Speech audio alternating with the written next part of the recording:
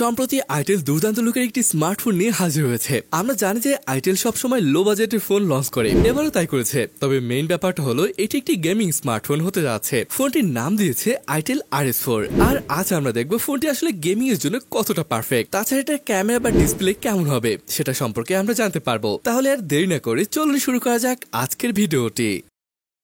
Guys, itel RS4 এর ডিজাইনটা সত্যি দারুণ লেগেছে। আইটেল ডিজাইনের ব্যাপারটা নিয়ে আসলেই ভালো কাজ করে যাচ্ছে। বেশ বড় সাইজের সার্কুলার ক্যামেরা মডিউল এবং এখানে মাঝে সুন্দর একটা ফন্টের মাধ্যমে RS লেখা রয়েছে। আর এটা যে আইটেলের কোন ফোন সেটা এটার ব্যাক প্যানেল দেখে বোঝার উপায় নেই। নিচের দিকে লেখা রয়েছে সুপার। ফ্ল্যাট সাইড, ফোনটির থিকনেস 8.2 মিলিমিটার এবং এটার ওয়েট 198 গ্রামের মতো। আমার মনে হয় বাজেট ফোন হিসেবে ফোনটি অনেকটাই ভারী।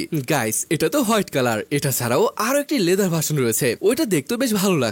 আর হ্যাঁ, ব্ল্যাক কালারের আরো একটা অপশন থাকবে। পোর্টস এবং বাটনে বললে বটমে রয়েছে speaker grill, type C port, mic এবং সবার প্রিয় 3.5mm পোর্ট। রাইট সাইডে পাওয়ার বাটন এবং ভলিউম রকার, লেফট সাইডে সিম কার্ড ট্রে এবং উপর রয়েছে আরো একটি স্পিকার, যার মানে হলো 40 স্টুডিও স্পিকার সাপোর্ট করে, যেটা আপনার গেমিং টাইমকে আরো বেশি দুর্দান্ত করে তুলবে। এবং এখানে লেখা রয়েছে ডিজাইন বাই আইটেল। ওভারঅল ফোনটির ডিজাইন আপনার কাছে কেমন লাগলো সেটাও অবশ্যই কমেন্ট করে জানাতে পারেন। ডিসপ্লে নিয়ে বললে হ্যাঁ, ব্যাক সাইডের মতো ডিসপ্লেটি আসলে খুব বেশি ভালো লাগেনি। একে তো এটা রেজলিউশন 720p, তাছাড়া এটা সাইডে বেজে তো মোটাই, সেই সাথে চিনও অনেকটাই মোটা। যদিও দামের ব্যাপার আসলে ঠিকঠাক আছে বলে মনে হয়েছে। তবে এখানে ভালো লেগেছে যে ব্যাপারটা, সেটা হলো ফোনটিতে 120 হার্জের ফাস্ট রিফ্রেশ দেওয়া হয়েছে। তাছাড়া যাতে করে ব্যাটারি অপচয় না হয় তার জন্য ম্যানুয়ালি 60-90 হার্জ এভাবে পরিবর্তন করতে পারবেন। অটো সুইচ নামেরও একটা অপশন আছে, যেটা ম্যানুয়ালি যেখানে যতটুকু রিফ্রেশের দরকার হবে সেই অনুযায়ী চেঞ্জ হবে। যাই হোক, এখানে ব্যবহার করা হয়েছে 6.56 ইঞ্চের একটি ডিসপ্লে। এখানে যে ব্যাপারটা আরো ভালো লেগেছে এটা হলো এটার পাঁচল কাট আউট, যেটা এই পেসে সাধারণত অটোড্রপ নস থাকে।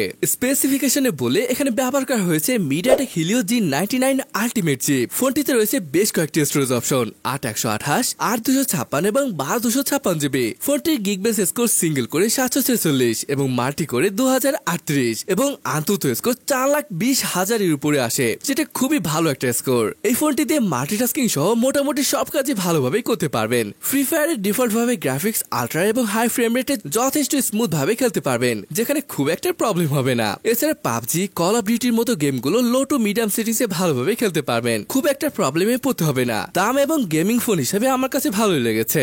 সফটওয়্যার বলে এখানে রয়েছে iTunes 13.5 base on Android 13। G guys, যেখানে 15 লঞ্চ হতে যাচ্ছে সেখানে Android 13 ব্যবহার করা হয়েছে। এই ব্যাপারটা আসলে আপনার কাছে কেমন লাগলো সেটা জানাতে পারেন। ফিঙ্গারপ্রিন্ট সেন্সরটি আপনি সাইড মাউন্টেড পাচ্ছেন, তবে এটা আসলে ভালোভাবে কাজ করে। ব্যাটারি ব্যবহার করা হয়েছে 5000 মিলিঅ্যাম্পিয়ারের, সাথে রয়েছে 45 ওয়াটের চার্জার। আর আইটেলের অ্যাডভার্টাইজ অনুযায়ী 30 মিনিটের ভিতর ফোনটি 80% চার্জ হয়ে যাবে। অলরাইট গাইস, ফোনটি যদিও ফ্ল্যাগশিপ লেভেলের ক্যামেরা স্মার্টফোনের মতো দেখায়, তবে আইটেল দাবি করছে ভাই এটা গেমিং ফোন। তবে চলুন এবার দেখে আসি এই গেমিং ফোনের ক্যামেরা পারফরমেন্স কেমন। এত বড় একটা ক্যামেরা মডিউলের ভিতর রয়েছে একটি মাত্র প্রপার ক্যামেরা সেন্সর, যেটা আবার 50 মেগাপিক্সেলের এবং ফ্রন্টে সেলফি ক্যামেরা হিসেবে 8 মেগাপিক্সেলের একটি সেন্সরকে ইউজ করা হয়েছে। তবে গেমিং ফোন হলেও প্রপার লাইট পেলে বেশ ভালো ছবি পাওয়া যায়, যেমনটা এখানে দেখতে পাচ্ছেন।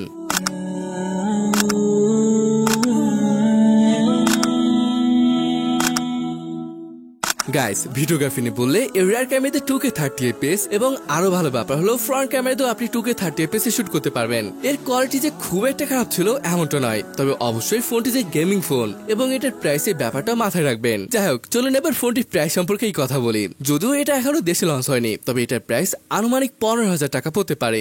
গাইস, এই ফোনটির ডিজাইনটা সত্যি ভালো লেগেছে, ডিসপ্লেটিও ভালো লেগেছে। তবে যদি 1080p রেজলিউশন যুক্ত ডিসপ্লে হতো দারুণ হতো। এমনকি 120 হার্জের পরিবর্তে যদি 90 হার্জের ডিসপ্লেও দিত তাহলে প্রবলেম ছিল না। তাছাড়া দাম হিসেবে বাকি বিষয়গুলো বেশ ভালোই লেগেছে। এখন কথা হলো ফোনটি ওভারঅল আপনার কাছে কেমন লাগলো সেটা কমেন্ট করে অবশ্যই জানাবেন। তো আজকের ভিডিওটি এখানে শেষ করছি, দেখা হবে পরের কোনো ভিডিওতে।